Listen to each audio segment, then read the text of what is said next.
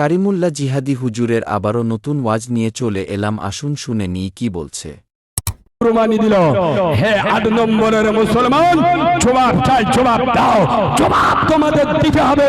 তোমরা যারা মুসলমানের ছানা বলে দাবি করো, তোমরা যারা মুসলমানের বাচ্চা বলে দাবি করো, আরে জাকাতের টাকা দিয়ে কুরবানি দিল না তো? ইয়েস, ওই গোশত মুসলমানদের খাওয়া যাবে তো? কিন্তু মুসলমান লিয়াই লিয়াই শালা খাবার দেখলি বোঝা যাবে আজরাইলির খালা তো ভাই মৌতো বাড়ি বসে গোশত চেয়ে খায় আল্লাহর কি রে বাপ।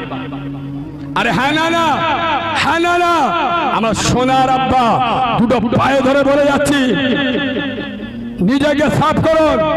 রাসূলুল্লাহ বলেছেন আল আদাবু হুব্বুল্লাহ, যার মধ্যে আদব আছে সে আমার আল্লাহকে তাড়াতাড়ি পেয়ে যাবে। সুবহানাল্লাহ বলেন।